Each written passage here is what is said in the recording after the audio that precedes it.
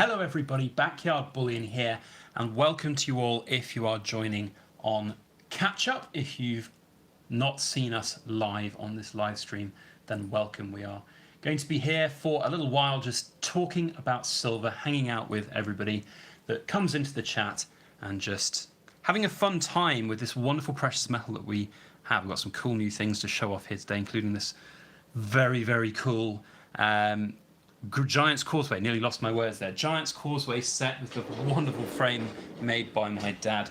We've also got some gold to show off as well. So good fun times to be had. If you are watching on demand, then make sure to set reminders for Thursday afternoons UK time, because we will be doing pretty much weekly live streams, and we have been doing for the past couple of months now. I'm really enjoying hanging out with people. Gives great opportunities for people to just chat, ask questions, see some of the cool new things that we're doing. A lot of my videos, of course, are pre-recorded and sort of not scripted, but these are just impromptu hangouts, just chilling and having some fun. So definitely worth setting reminders if you want to join us next time. We've already got a few people coming into the chat. We've got David Carlisle, Rockzilla as well, and Joseph Jones. Hello everybody, how are you doing? Rockzilla is one of our long-term channel supporters and the very lucky winner of one of our big Rolo rounds last time we had a giveaway. So big hello to you, Rockzilla, and Joseph Jones, one of our moderators as well, constantly doing hard work for the channel, always in there with his comments on our videos and hitting those like buttons. So a big thank you to him. More people joining in the chat now. We've got Justin, we've got Vendetta Prospecting, Nuno Marquez, Grandad Lion, another channel member in the chat as well. Big hello to you, Grandad Lion. Another good supporter of our poured silver. I know you've been chomping at the bit for some of the pieces that we've made in the past. Vin's World, hello from Pittsburgh, Pennsylvania. Wonderful to have you in. Justin is in again. You're saying hi. Confusing me, Justin. You're saying yay and then hi. David Carlisle says hello as well. Joseph Jones is doing great. How are you? We've got True to Roots. Good morning from San Diego, California. Goodness me, we are attracting people from all around the world for this live chat. Zach Ball in the chat as well. So lots of very cool things in the pipeline for us in the Backyard Bullion household at the moment. We've been furiously working on poured silver over this last couple of weeks, and it's showing no sign of letting up. I have got an awful lot of work still to do over the coming weeks at the moment. For what you see at the back, on the back row here, are the 100-gram silver forum bars. So these are by far and away my favorite silver forum product to make, hands down. I absolutely love their size, their look, their feel, the way that we can get the beautiful stamps on here as well, in and around the ripples. I mean, just look at this. It's absolutely gorgeous. Love it. I know I'm blowing my own trumpet a little bit, but I've been told by some people that I need to do that a little bit more sometimes, and boy oh boy do I love these pieces. So that's what we are making at the moment. It's what the vast majority of my time is spent doing, and today I've been working all morning on making them and stamping them, getting them ready. We've also got boxes of them getting prepared as well, ready to go up to the Edinburgh office in due course. For those of you who are looking at these, wondering about how to get them, they're not for sale yet. They will be going up for sale in August and September, so that's the general plan for them. So we are going to talk about Savoy Truffle. Sorry, BYB secretly stacks wooden nickels.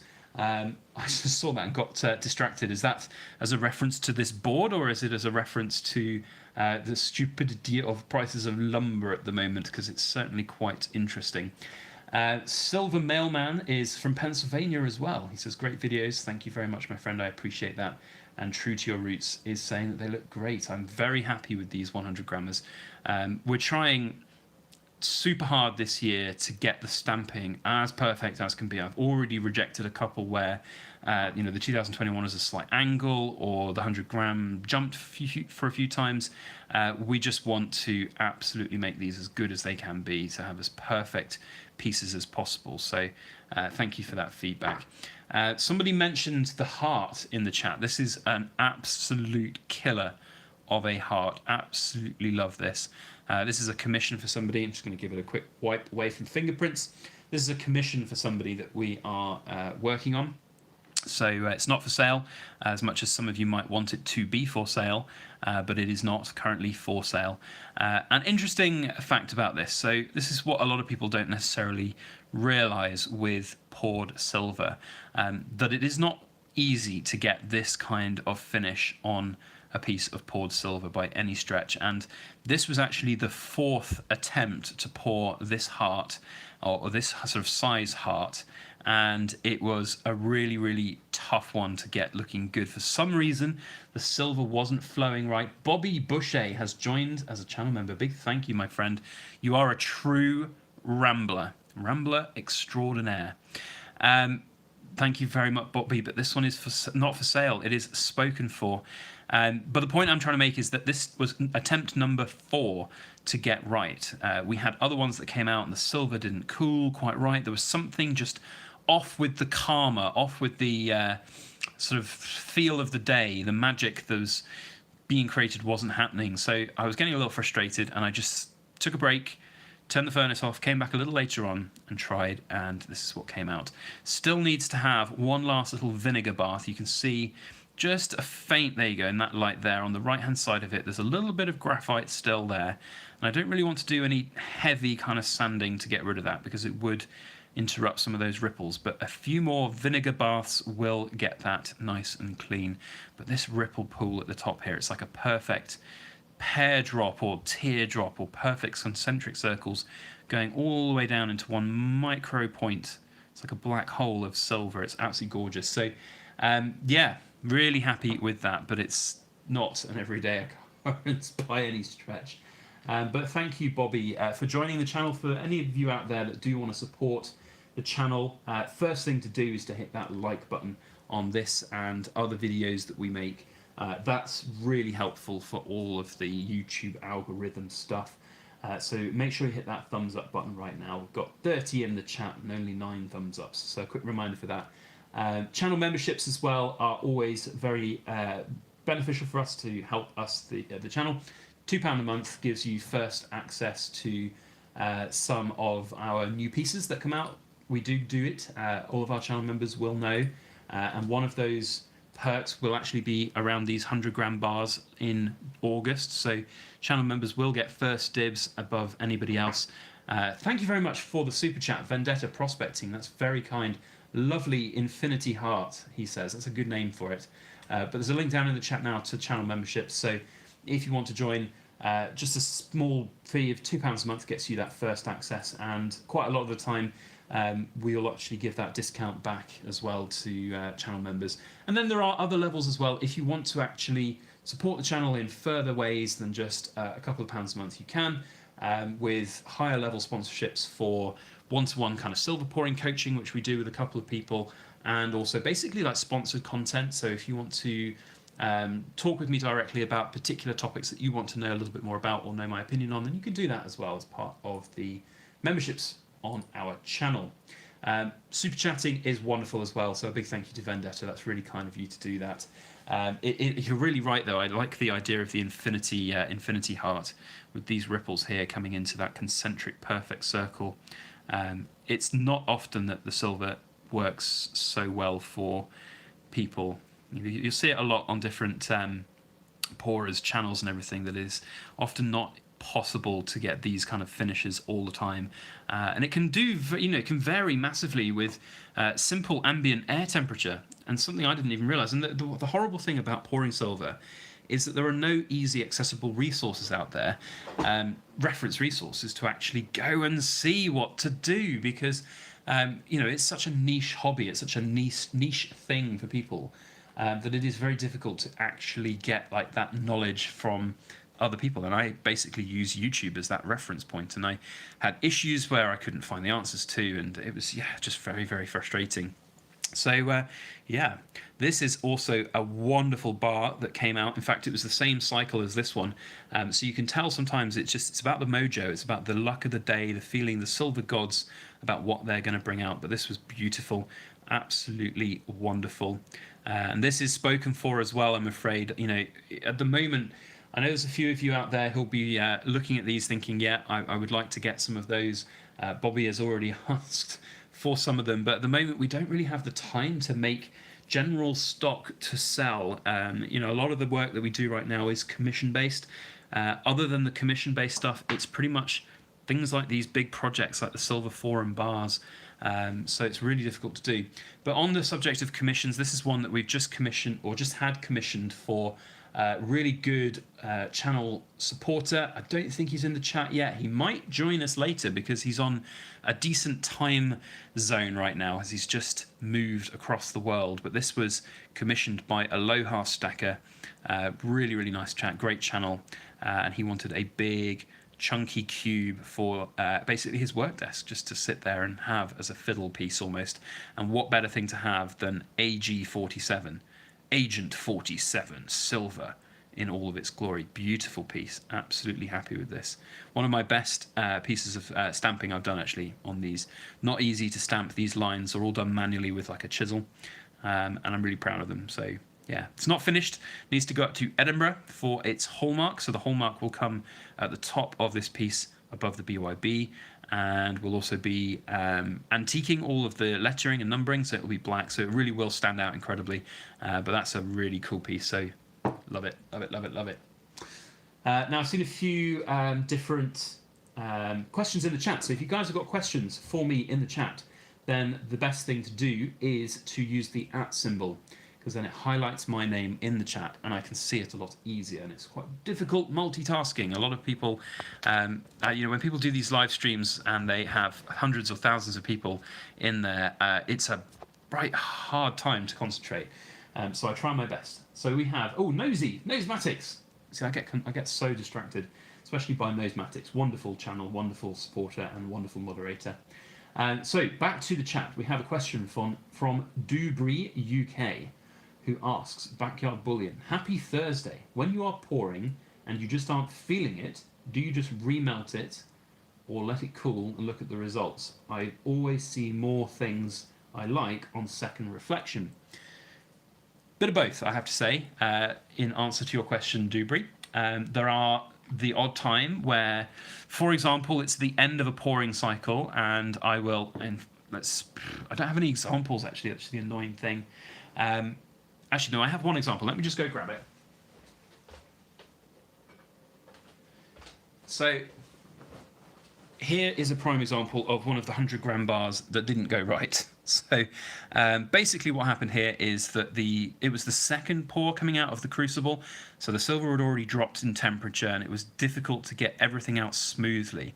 And you can see here that it didn't fill the mold properly. We had this kind of pattern forming, and then as I tried to get more silver in before it all solidified, we had this kind of overpour and this big pitting at the top and then this lip that's on the side there. Now normally I would chuck that straight back in the furnace, but it was at the very end of the pouring cycle, so it just stay of execution. It did not go straight back in. Normally I pop them straight back in the melting furnace when they've literally come out. If they're ugly and they're not right, or they're not the right weight, they go straight back in when they're hot because it saves a lot of energy and time. But this one of course couldn't, because I turned the furnace off. So it's now sat here as this ugly duckling, as this piece that I don't particularly like. But you make an interesting point about second glance and whether or not it's something that I would like at second glance. And it is nice. There's definitely elements of this which are pretty, but it's not like this. And this is the kind of finish and product that I want to make. And you can see the difference there. And, you know, we don't make any bones about the fact that the pieces that we make, they're not cheap pieces of silver. They are artisan products. And one of the things that I think makes us different from just bog standard bullion is the step beyond that we go, that I go, to make the pieces as good as possible. So yeah, I could stick a leaf stamp on this piece here. I could maybe tidy up the sharp edges so that it's not going to cut somebody, and then maybe sell this piece. Yeah, I definitely could do that, but I don't really want to do that. I'd much rather just pop it back in the furnace and get it right at the other end, if that makes sense. So I hope that answers your question. It's been a long-winded answer, I'm sorry. So just going to go jump back into the chat and see if anybody else is in. We've got Darren Wagner asking, how much does a pouring kit cost approximately? It depends how much of stuff you want to get. If you want to just get a whip crucible and a blowtorch, that's probably your cheapest option. It depends on the type of blowtorch as well, maybe a couple of $100s. If you want to get like a furnace, a decent sized furnace as well, the one that I'm currently balancing my phone on, this type of furnace, which is really small. I don't know if you guys will be able to see. It's not particularly big. It is just a small furnace. Something like that costs about £200. The bigger versions are about £250 to £300, and the biggest ones are about £400. And then you'll need all of the equipment, the safety equipment. I'd say you're probably looking at about 600 all in for like molds and everything. Maybe not quite 600, depends on how much you're going to buy. You know, fire extinguisher, fire blankets, make sure everything's right in the house. You know, fireproof bricks, things like that. There's quite a lot of small incidental stuff that adds up, Darren, I think is the answer. Azimuth Coordinator says, hello and thanks for the great content. What got you into PMs initially, and how do you respond to friends or family who are skeptical or a lack of understanding of stacking? Really interesting question, and thank you, Azimuth Coordinator, for asking that. So I remember back when I was very, very young, maybe 4 or 5 years old, being given some old coins by my grandfather, and one of those coins was a silver $50, a Walking Liberty $50. And I didn't really think much more of it, but it was always the one coin in my whole like box of stuff that I just loved, and it was beautiful. And then when I was about 15 years old, I realized, hang on, this is silver as opposed to all the other coins, which were just your bog standard kind of currency coins made of copper and nickel. And then that kind of got me interested in other coins, and for a good 10 years in my late teens, early 20s, I would scour not coin shops, I'd scour like second-hand shops for coins and things like that and find the odd thing. Then I got into kind of slightly more numismatic coins like crowns, old school crowns and the like, which were really, really nice to collect. And then I hit my early 30s and I started reading all about silver and all about the wonders of silver and investing in silver, and the rest is history. I bought silver then. So that's kind of, I guess, where it all comes from, is the answer to your question. JJ Wasp says, Backyard Bullion, have you ever thought about making Lego silver? Yes, I have. And I've also decided that there are other people out there who are far more skilled at that kind of product than I am. So I decided to just not do it. There are loads of people who do it. Big companies as well that do it as well, and they do it much better than myself. What we look to do is to make things which are at least as unique as they can possibly be, whether it be in the form of a bar or a heart, because anybody can make a bar or a heart, but to make it as unique as possible in the sense that we want it to look like this instead of something like this. That's what we strive for. But then we also do, of course, other cool things, and one of those very cool things is this Giant's Causeway set that's just come back from the assay office. You can even see I've got on here all the little lines on there from where I've handwritten on each piece where the hallmark needs to go. And this is the 2021 set of wonder, I suppose. Each year we've kind of done a different thing, which has been really exciting to do and different. Like one year we did the globes, the planet Earths. Another year we did chess sets and various other different projects, sliding square puzzle boards and things like that. But this year we've done Giant's Causeways as this centerpiece of the year. And Dad has absolutely knocked the ball out of the park with this wonderful wooden frame. He's using slightly different wood at the moment. This is still oak, but he found some incredibly cool old oak that just had this really light look to it. So he's making these absolutely wonderful boards for me out of them at the moment, which is incredible. So we've got this set, and again, as with all of these things, if anybody's looking at this thinking that that's something that they want to purchase, unfortunately this is spoken for. It's a commission for a very special customer of mine who's been a very long-term supporter of the channel and everything that we've done. So unfortunately not for sale, but goodness me, I'm so happy with the way that it's turned out. So let me know what you guys think of it down in the chat. Nosematics says saturated market. I'm pretty sure you're referring to the Lego pieces. There are loads of them out there, and there are loads of individual pourers that will do like sand castings of them, or the different Lego pieces, like the little Lego men and things like that. And it's not something that I'm very good at. I don't do sand casting, I don't do 3D casting, things like that. So it's very much something I'm not bothered about doing. It's not a market that I'm missing out on, I feel, as well. So yeah, that's the general rule of thumb for me. Ra N Ni says, nice silver, sir. Thank you, my friend. I appreciate that feedback. Trying to get these back into their little holes. The difficulty as well, Dad said with this set, was that the pieces, they taper. So they are all, of course, like hand poured. Let's get actually this big boy out the middle because he's wonderful. So they're all, of course, solid. They've been poured into a graphite mold. And when they're poured in, you'll be pouring in. So this is the bottom, so it'll be poured in like that, and that will be at the top. And then when you tip it upside down, it's of course got to come out, which means that the bottom has got to be sort of very slightly thinner than the top. So of course, if you just make a perfect base at the at the base to fit, it won't fit all the pieces. They won't actually come together because they taper up together at the top. By the way, this piece had a really interesting air pocket, air bubble form right at the last second of cooling, and normally when that happens, something really ugly comes out. But oh my goodness, what a piece this ended up being. Super cool, just beautiful. And of course you can see on all the other bits I've done a leaf in the middle, and this one is the centerpiece. It just sits right there in the middle. So yeah, difficult old stuff.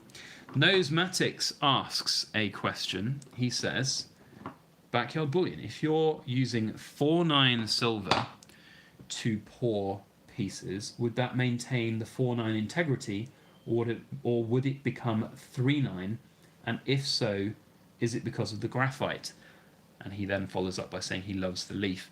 So, Nosy, that's a really interesting question, and one which I have got a little bit of knowledge on, because we send, of course, all of our pieces up to the assay office for assay testing. Now, the assay office does not assay things with a mark of 4.9s. The maximum that they do is 3.9 silver.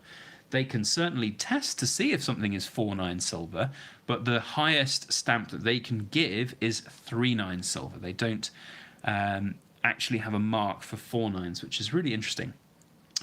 Now, in terms of the actual metal itself and when you pour it, the only way that it is going to be less than what you've introduced into the system is if some other metallic particles get into that system whilst the silver is molten and then solidifies with an alloy, essentially, of it. Even if it's a microscopic thousandth of a gram alloy, it's still an alloy. Now, I have had a couple of pieces in the past fail assay because of tiny little rust spots on the top of bars, where basically tiny little iron oxide particles have gotten into the system. Now, because iron has a much higher melting point than silver, it does not melt, and also iron is less dense than silver, so it floats. So when you get that situation, you often can see, if it's a big enough patch, you can see the iron on the top of the silver. It just floats to the top.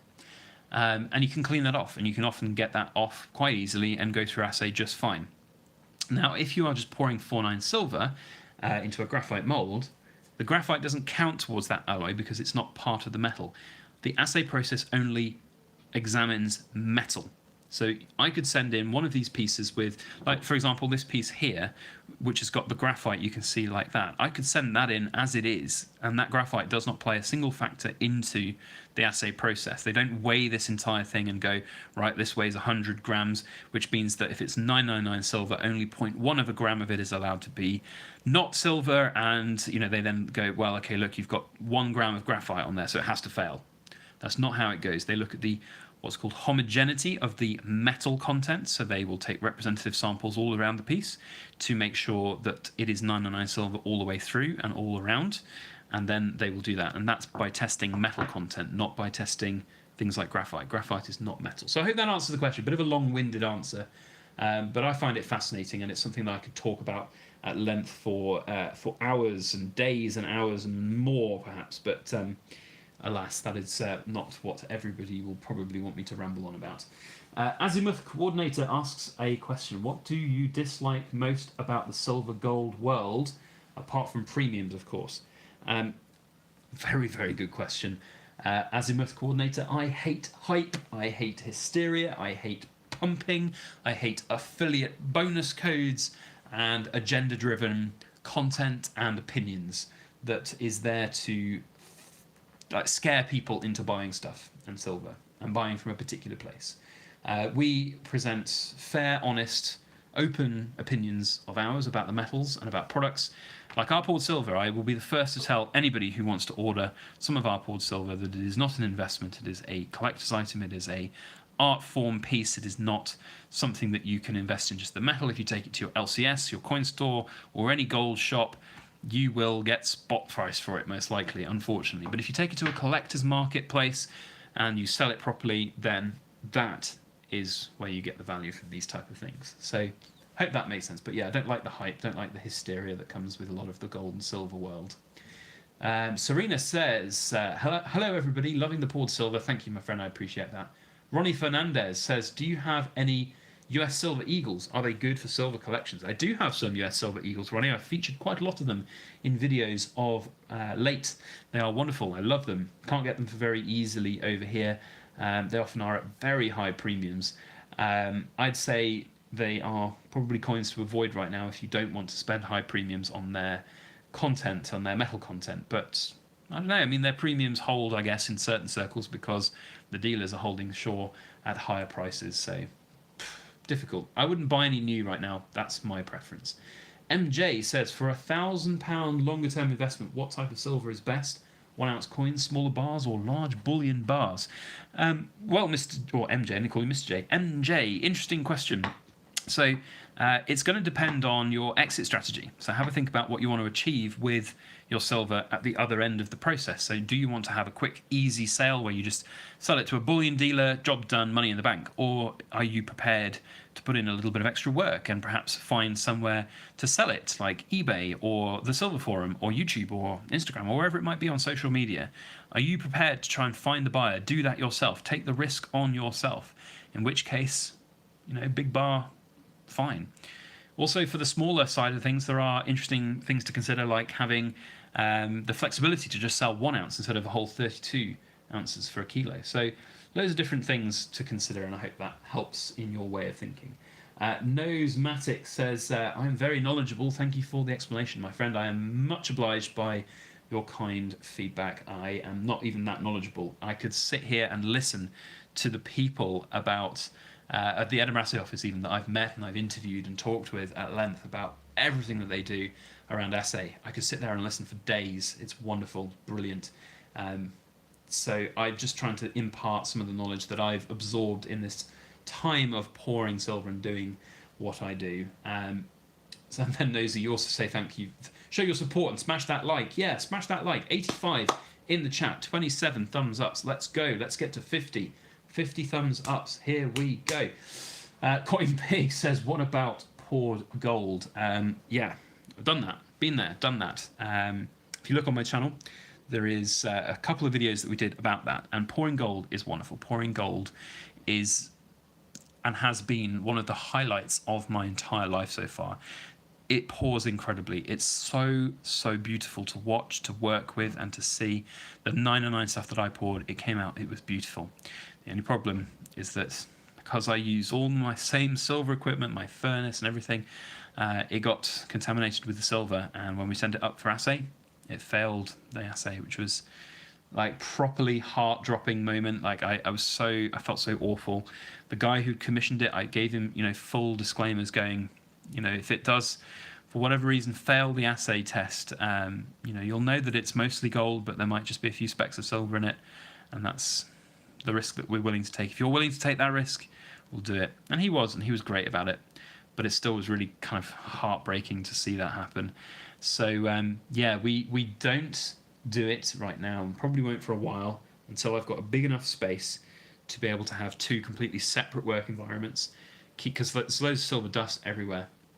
If you're working with silver and you're sanding silver and cleaning silver, and silver casting grain gets everywhere, the silver will just infiltrate everything. So we need a separate work room, basically, separate site almost. So maybe one day again we'll do it. So yeah. Crystal Miku says, can you show us all those gold coins on the desk? Are they all sovereigns? Yes, I can, is the answer to that question. And for anybody who is wondering, these will be put in front of the camera for In Focus Friday tomorrow. Just finished filming that video for tomorrow. Incidentally, all of these are for sale. We are going to be selling some gold. Unfortunately, it's not my gold to sell, but I am selling on behalf of somebody else. So these are half sovereigns. Got a 1980 and two 2011s. And then you also asked about the other coins, which are 10th ounce Britannias. And we have got, it's going to be difficult to get all in focus, I know, because they're so teeny tiny. We've got 4 1988. By the way, these are proof Britannias and proof half sovereigns. 1988 10th ounce proof Britannias. Gorgeous little pieces of history. Wonderful pieces. 22 carats all the way back in 1988. They weren't doing the 909 gold.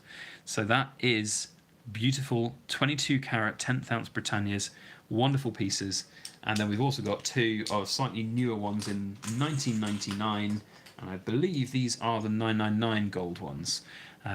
So these, you can see the difference in their colours. In fact, if we get one of the older ones up here as well, you can see, I don't know if the camera's light is going to pick it up, I think you can just about see the difference in colour there of the 2 on the top to the one on the bottom. So really, really nice pieces. So yeah, that's more on that coming in tomorrow's video, where we show them all and talk about them. And as I said, they are for sale. We'll be listing them on the forum probably tomorrow or this evening if I get around to it. We're asking £200 for one of these half sovereigns, these proof half sovereigns, and we're asking £190 for the proof 10th ounce Britannias. So if anybody's, by the way, got like ideas of pricing for that, because part of the video tomorrow is me talking about the difficulties in working out something that is a fair market value for coins like these, where there are no kind of easy reference points for them. It's very difficult to work out what they could and should be sold for. Having had a look around, done a little bit of research on various different platforms, including everybody's favorite eBay, something like this 1980 proof half sovereign, which remember now is 41 years old. Goodness me, where has the world gone? Zoom, what was that? That was your life, mate. If anybody can tell me, by the way, what program, TV program that quote's from. Zoom, what was that? That was your life, mate. Oh, very good. Do I get another one? No, you do not, mate. If anybody can tell me what quote that is, then you get a Brucey bonus star. That's a very, very British TV show. But anyway, see if anybody gets it down in the comments. But yeah, finding out when, somebody's got it already. Voice of Reason, what a fan. Definitely Fawlty Towers, beautiful show. Anyway, you're distracting me. So finding a reference point of sale for these is always difficult. So if anybody's got any feedback or opinions on this, like, £200 I think is a pretty good price for loads of you getting it now. Look at that. Anybody who's got any reference prices for these would be really helpful. I've seen bullion grade half sovereigns being sold for about 165, 170, even £180 right now. And these, we don't have all of the boxes for them. We don't have the old raw mint boxes. I think these were actually part of a bigger set, and they've been kind of cannibalized somewhat to only have these little individuals left now. But I don't think £200 is an untoward asking price. CoinPig saying book prices for £250. Maybe a bit more for the 1980, but it's difficult to know what to do it at. So, CoinPig, what book price is that you're referring to? Just out of interest, it'd be interesting to know what you one. So Numismatics 1980, a very good year. I mean, it is beautiful. It's 41 years old now, and I think maybe we'll consider the price for that one to get us slightly more. But these 2011s, they're not particularly old. They're not particularly different. Not difficult to get hold of, really. So 200 for these probably is a good reference point for those ones. But maybe the 1980 one, which by the way is a slightly different kind of tone of colour. So these are all 22 karat gold, as you will know for any sovereign, it's a 22 karat gold.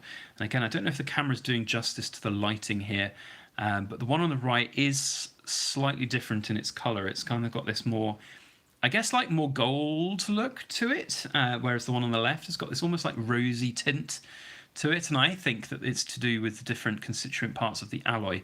So of course you've got 22 karat gold, which is 91.67% gold. So the other 8.33, I can't do maths very quickly, I think that's about right, 8.33% is, of course, other metals, probably silver and copper, and I wonder whether there's just a little bit more copper in one of these than the other.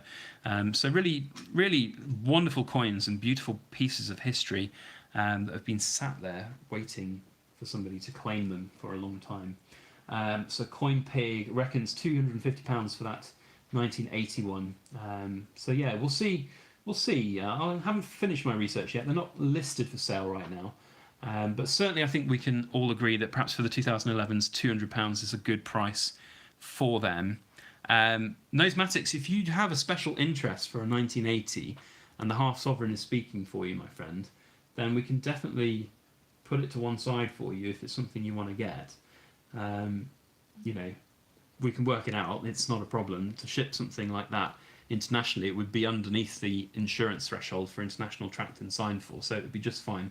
So if you do want to grab it, then yeah, possibly definitely something we can work out. Michael W says sovereigns have changed colour a lot over the last 140 years. They have, and when you look back to some of the, I prefer the old colourings. So when you look back to I haven't got any to hand, but the really old ones, like the 1800s sovereigns and the early 1900s, they're such a beautiful tone of gold. But then you look at some of the modern ones and they're very coppery in their look and feel. I'm not a fan of them. It's one of the reasons why I don't buy the sovereign as a new piece. So CoinPig says Coin Yearbook 2021, but that is a set based in gold in August 2020, and gold prices, gold prices have definitely changed. So I think, if I got it to hand, I had a coin book out myself not long ago. I'm just going to have a quick look for it. So I might go a bit quiet as I move away from the camera. I'm still here. I'm just trying to find my coin book. Yes, there we go. I've got a coin book here from 2016. Now, this is one of the problems with like coin books. You have to buy them bloody every year to get the best reference prices, and of course the gold price changes constantly. So we can have a look in here and see, and these are wonderful, by the way. You should definitely get hold of some coin books if you can. This is of course Great British Coins, Collector's Coins 42nd edition rotographic. Really good coin book. I got it back when, in fact, do I have my little hand notes in here? I can't remember, because I think, so what happened was, I'm stupid, you see. Yeah, it's the other book. I actually got this book and then lost it, so I had to buy another one when we had all of these older sovereigns that I had from a friend who inherited some, and I was making notes in all of the books of which ones they were from the early 1800s. But anyway, it has got a half sovereign page, and I don't know whether it would be up to the 1980s. No. So this one only, I think it just goes, yeah, Elizabeth II, no half sovereigns issued until 1980. So I'll tell you what, the 1980 is the half sovereign kind of birthday, the new one. So we have learned something from this book here, which is interesting, but it doesn't, rather annoyingly, go any higher than that. So we'd have to get a slightly more modern book to see if there's something more relevant, which is a little bit of a shame. But I'll tell you what, that's another little avenue of research which I did not know or think about. I wonder if they've got anything for the sovereigns in modern mintages and things like that. It doesn't give mintage numbers in this book, which is also a little bit annoying. So sovereigns in this book go up to, you can see all the different varieties, a mad amount of them. Yeah, it goes up to the 1960s, and then it says decimal 1974, 1980 coins were not struck every year. Yeah, that's pretty much all it does. So, yeah. Oh well, I have to find another book, won't I? But yeah, that's really interesting. CoinPig says 86,700 minted in 1980. So, but is that the bullion grade CoinPig? Have you got any reference points for the proofs? Have you got any mintage figures for the proofs? I'm kind of shamelessly trying to use your reference material there, but if you can let me know, that would be incredible. So, yeah, it's I don't know. Drew G says, I just picked up an 1816 Bully Shilling AU State original surfaces. Well done, my friend. That's a wonderful, wonderful thing to pick up. Rockzilla asks a question which I feared somebody might ask one day when we do more of these live streams. He asks about whether we do a live pouring stream. So, live pouring is difficult because, as a lot of you have probably seen, I get distracted very easily. I get tangentized. Is that a word? I go on tangents very easily. And when I'm pouring silver, I fear for my safety. Not really, but so pouring silver is a dangerous thing. Pouring silver is a very dangerous hobby to do. You're, of course, faffing around with, 1,000-degree molten metal. And I would love to one day do some live streaming of silver pouring, but I feel like to do that, I would need to perhaps enlist the help of Mrs. Backyard Bullion to monitor and help and have the chat and talk to you all and interact with you whilst we're doing some of the dangerous work that we do. In addition, I literally work out of my kitchen and my kitchen table. I can in fact take you on a guided tour. So here we go. We're going over now to the kitchen. So here is the pouring bench. So it's quite literally in the kitchen. And so first of all, finding a safe place to put up the camera and everything to make sure that it's, safe and not going to fall over, not fall into everything is difficult. And then, of course, actually doing it, angles and everything is going to be hard as well. So I have thought about it, and there are definitely times that I would want to do it for special pieces and things like that. But at the moment, I haven't worked up the nerve to do it, and, if something was to go wrong, and you can see, the board that I work on at the back, there are burn marks. Hot molds, not even the molten silver, but just a hot mold. Or if you pick up a piece, once you've poured it out of the graphite mold, you pick up the piece and try and take it somewhere, and it slips out of the tongs, or it slips out of the pliers, it can then, hit the board and start making a little fire. That's not good.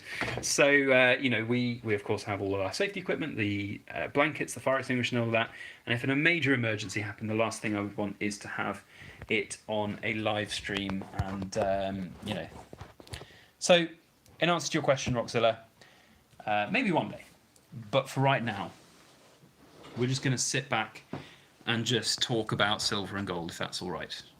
We do have, by the way, Roxilla, some pouring compilation videos coming up in the not too distant future. So if you have been starved of the poured silver content on this channel for a while, we will have some nice flowing molten silver videos coming in the near future, which is really, really good. So we have, so CoinPig now says, so 86,700. We're trying to work out, by the way, everybody in the chat, what a fair market price is for this 1980 half sovereign, because I'm trying to sell this on behalf of someone else, and we're trying to get and work out what the right price would be.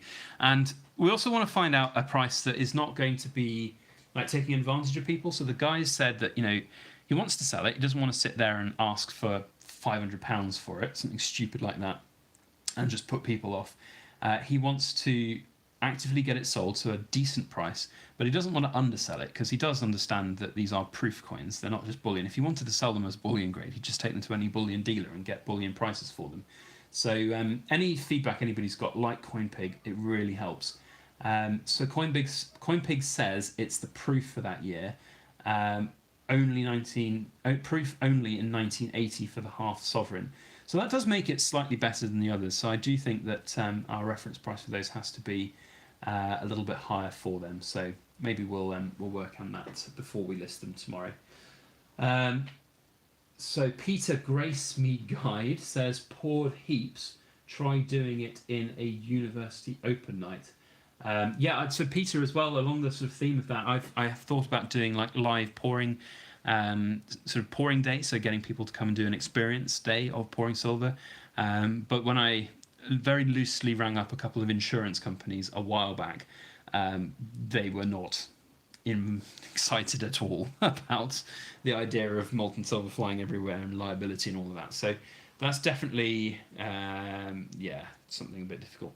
Entertain Me says, show your face, show your face, show your face. Trust me, my friend, you don't want to see my face. I have the face for a faceless YouTube channel, a face for radio, as they say.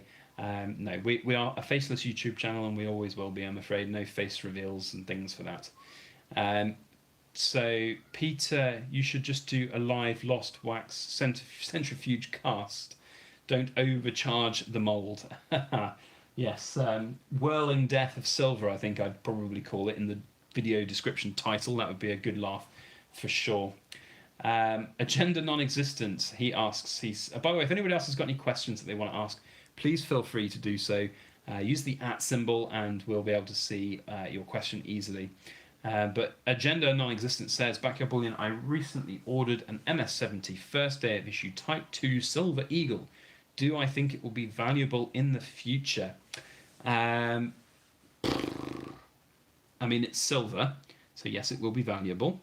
Not a massive fan of bullion grade coins that are slabbed, if I'm being honest, and that's what I'll always strive to be.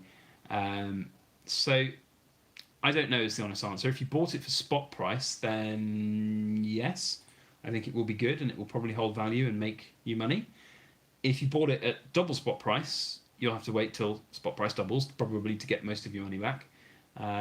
If you paid like 5 times spot price, there's a good chance you probably won't get your money back on it at some point in the future. But who knows? In 100 years' time, things could be very different in the world. So yeah. Darren Leonard in the chat says he's looking forward to getting the new 100-gram bar. So yes, he has spotted at the top of the screen here. We have got these 100-gram bad boys, which is what I've been working on so furiously in the furnaces recently. So this is the first look for a lot of you out there of our 100-gram Silver Forum bars for 2021. These are my favorite product to make for the Silver Forum in all of the different product lines that we do. I love them. I love their size, their weight, their feel, their shape, the way that we can get the lovely ripples and the stamps going in here. It's just a glorious piece to make. And yeah, we've started. We have got quite a few more to make before we are ready to send them up to the assay office for their assay testing and hallmarking. But yes, we will be releasing those in August and September. So there'll be 2 waves. August will be for those who have pre-existing ones from different years, and then the 2021 new members and new buyers will get opportunity in September. So that's the general idea. We will be, so Roxzilla, you've just asked that question. Oh, the 100-gram BYB bar. So Roxzilla, at the same point as making these, we're going to be also pouring some of the BYB ones as well. And the general idea will be to sell them in both August and September. My brain went blank for a moment. The reason I have to stagger these things is because it's really difficult to explain. But basically, I'm a small business. I'm just a tiny business by the grand scheme of things. And in the UK, if you are a small business, you don't have to register to charge sales tax. But if you sell over a certain amount in a particular year, then you do. And it's a ball ache. It's horrible. It's crap. It's such a logistical nightmare, an administrative nightmare, that when we did do that a couple of years ago, I pretty much just decided right there and then never again. So the general rule of thumb is, for me, match what we did last year and we're just fine. And so last year we had everything staggered over August and September, so that's what we're going to do this year. So we will be having more of those 100-gram BYB bars and also some more of the 1-ounce versions as well coming out. We've only done a small mintage of the 1-ounce ones this year. And by the way, all of those BYB branded products will be going out first refusal to channel members. So if you guys haven't checked out our channel memberships, I'll put a link in the chat right now. If you join as a channel member, you will get first refusal. In fact, you'll get like a month's notice before everybody else to secure your Backyard Bullion channel bars. So 1 ounce and also 100 grams. Peter says you need multiple businesses. Unfortunately, my friend, it doesn't quite work like that. HMRC doesn't recognise multiple businesses for sole traders. They would have to be limited companies, and I don't want to set up a limited company. I'd much rather just be, private individual, sole trader. Limited company has a lot of privacy issues around, obviously, your personal data being out there on Companies House and things like that. Annual accounts, extra admin, not fun for me. So, channel memberships are what will be fueling a lot of that. It's from the basic level.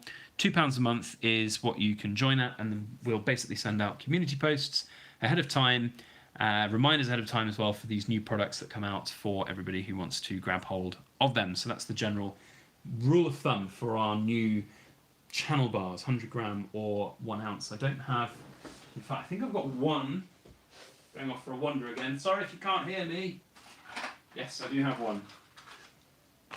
I have one of our 1 ounce channel bars left, which I'm holding for somebody who wanted number 8. And he asked if I could keep it to one side. Starting to get some really nice toning on this piece as well. So this is what our channel bars look like. The 1 ounce versions and the 100 gram versions will be ostensibly the same as the foreign bar ones, but with the BYB logo in the middle. But the key difference is that they will all be antiqued.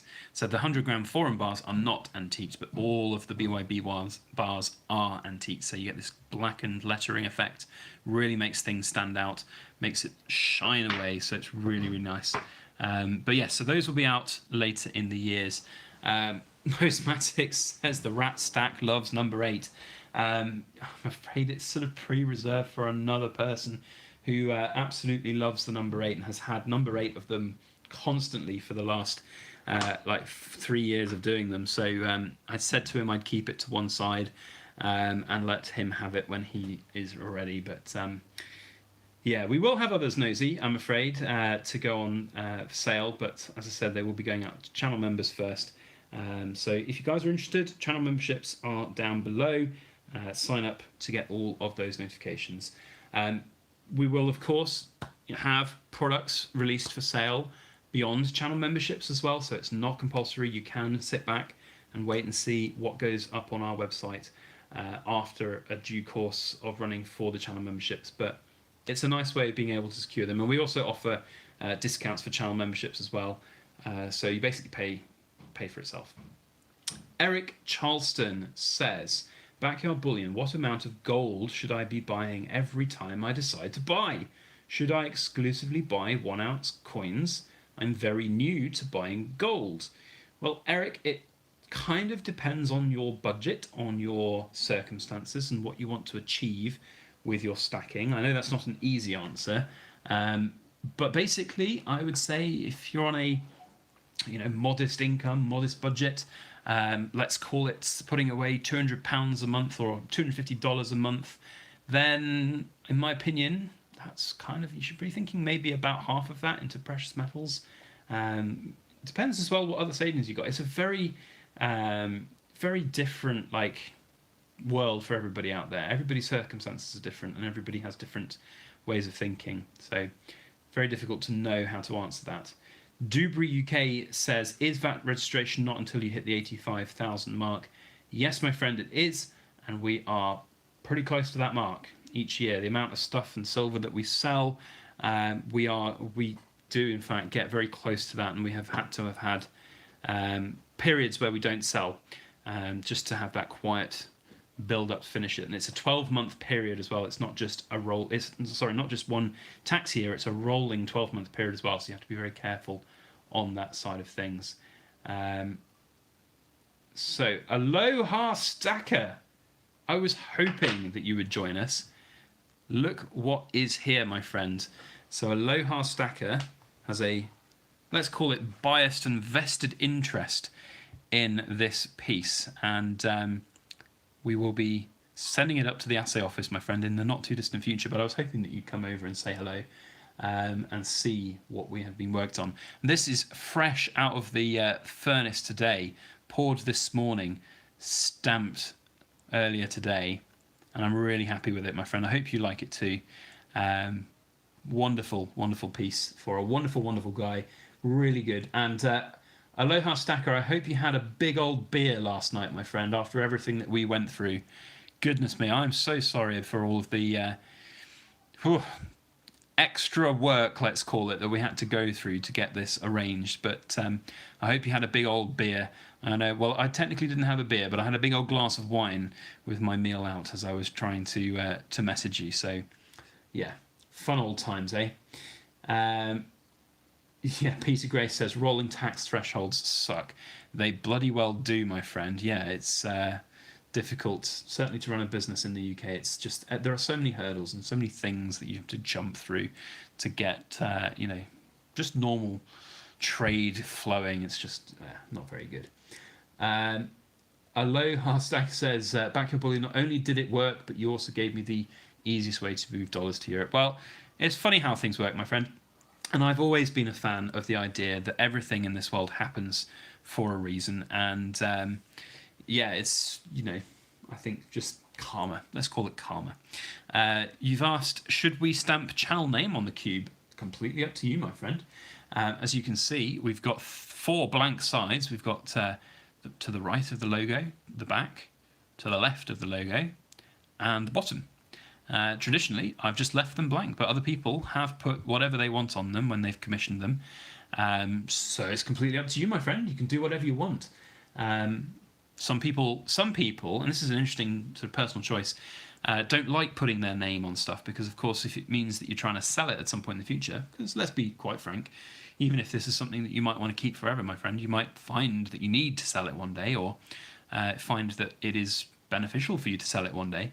And if it's got your name plastered all over it, then it might be more difficult to sell it. I don't know. But so yeah, let me know, mate, if you want anything on there in particular. I mean, we can do pretty much anything as long as we've got the stamps for them, like different designs. Some stamps are like off the shelf and can be got. Like if you wanted to have something else, I don't know, different. There are loads of them that are off the shelf. I can send you a list of different ones which are easy to get, and they're not massively expensive. But if there's something that isn't really off the shelf, then it usually costs an absolute arm and a leg to get a metal stamp made up. Like, we're talking £150 just to get a stamp made up. It's not the cheapest thing in the world. So yeah, let me know, and maybe we could get an opinion from the chat. What would everybody stamp on that cube if it was for them? What would you put on any of these blank sides? If you had to give it a name, we've done that before. We've given other pieces that I've made names. So an interesting name would be good for anybody to suggest down in the chat. Well, Aloha Slacker says he'd never sell it because it's a retirement gift to itself. So we could do pretty much anything on it then, I guess. It wouldn't matter. But we'll see if anybody has any suggestions for any fun names down in the chat. Maybe you'll get something that inspires you. Got Darren Lennon said Blackbeard Silver. That would sell. It probably would, my friend. You're right. So here is, whilst we wait for some of these names to come down, here is a little piece of YouTube history. This is my thumbnail image. You might recognize it. I've not changed that thumbnail image since the day I set up this YouTube account. This is the star that I used, or that I did. This is the very first piece, whoa, nearly dropped it, very first piece that came out of the furnace. It's not the very first piece that I ever poured, because I started doing a whip crucible and blowtorch, but I only made like 3 tiny blobs, which were awful. So I very quickly upgraded and got a furnace, and I cut this shape out of a piece of wood, and underneath the wood I had a nice fireproof brick, and I poured directly onto the fireproof brick into the wood to make this shape. It didn't necessarily come out perfect. You can see there's this little dimple in there, but I love it, and it's one of my special pieces, and I absolutely adore it. So Yeah, there we go. I never even sent this up for hallmarking. It was so early on. I'm never going to send it up to hallmarking. I'm never going to sell it. 909 fine silver, 1.95 OZT. And I will cherish this forever. It's just beautiful. It's almost like a Star Trek logo. It's that kind of long shape, that long star shape. But yeah, anyway, I got that out just for a little bit of fun. So let's see who has suggested some good names down in the chat. We've got Lord Humongous, which would be pretty good. Only he with a stout nose can wield this cube. Maybe that is what you need to have on a cube of your own, Nosematics. Or if we could somehow work out to pour a silver nose and weld it to the side of the cube. Maybe one for every side, so there's 4 noses sticking out round the side. That would be quite impressive. RPHB says, I don't understand why we have all that junk. I just stick with a half dozen of the most internationally recognised silver coins. Not rounds or bars, just coins. I don't know what junk you're referring to, but there are a lot of different types of coins and rounds and bars and everything out there. People stack what they want. And you've listed there, so American Silver Eagle, Canadian Maple Leafs, Philharmonics, Kangaroos. Yeah, they're all staples and good populars. So Peter Grace says, have a look at leather stamps. Good sort of designs, but only get a few goes before they're all stuffed. I wonder if they'd probably be all right on 909 silver, because it's quite a soft metal. I don't know. Maybe it would. They probably still would. The big stamps that I have made, got them over here. Oh, heavy old box. Oh, these big stamps, which I have professionally made by an engineering company in Sheffield. These are like properly heavy-duty, case-hardened steel. You know, they are really, really good. This is one that I've been dying to work to use, but I haven't got the mould in. The mould's not arrived yet. It's on its way.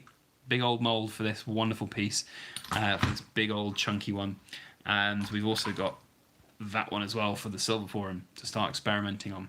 So yeah, these are made by, let me see if I can get one that's got the name of the company in decent, so you can see it. Got some of my older stamps, and they're all wearing out. Must be one, yeah, here we go. M. Shaw Engraving. They are wonderful, really, really good company, old school. Their website's like from the 1990s, but they have a great team of people that will be there to talk with you and work with you to get any piece that you want engineered, done. So lovely, lovely people. So yeah, those stamps, they'll last forever. Well, I say they'll last forever. I have broken one of them.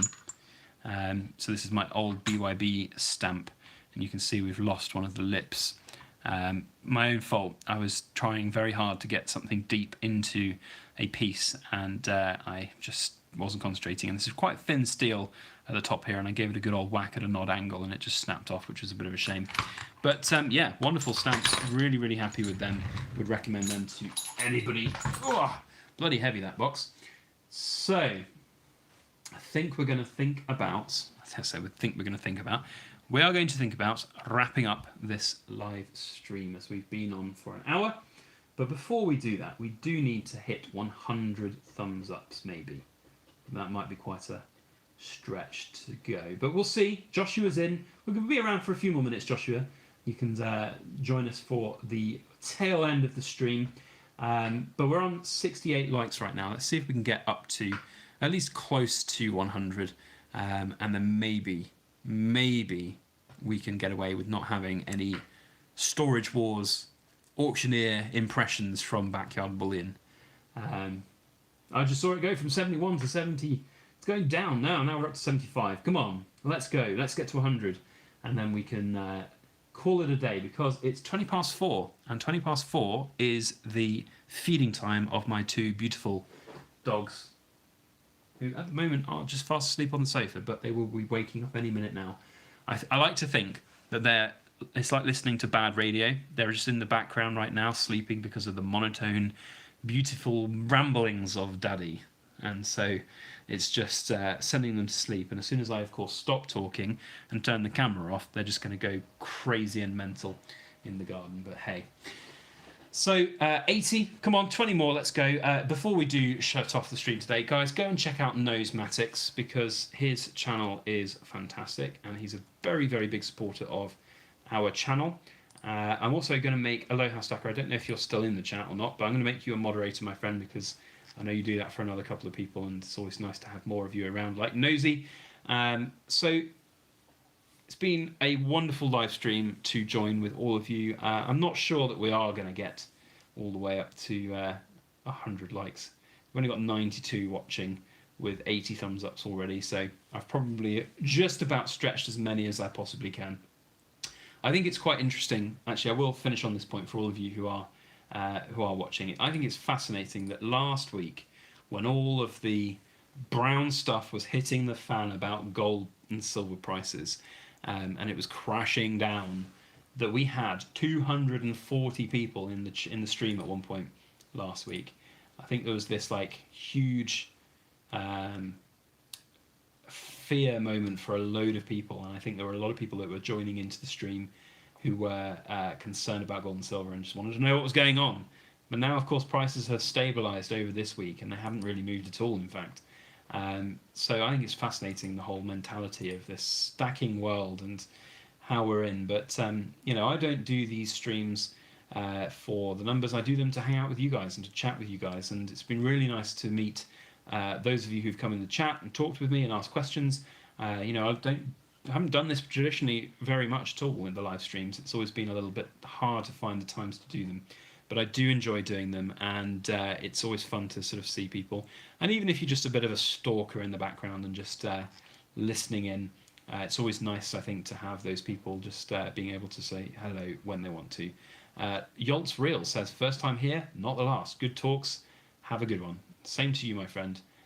Silver King 87 says, BYB, let me get a bar, bro. Come on. Well, Silver King, and for anybody else in the chat sheet that is asking, you'll notice on our website we have nothing in stock, and that's because the vast majority of the stock that we have gets sold within an hour, less than that sometimes. Also, a fair amount of the stock that we get in gets put up on our members' feed. So we'll put a community post up for members only, channel members, and often enough that will be most of the surplus pieces that we sell that go there. I will have a couple of big chunky monkey pieces that are available because we have 2 big bars which are coming back which are unclaimed. So there's a good chance that within the next week we will be putting up members announcements for some of the surplus pieces that we have available. So that's pretty much going to be how it goes. So if you want to join as a channel member, then that's the best way to get hold of our stuff.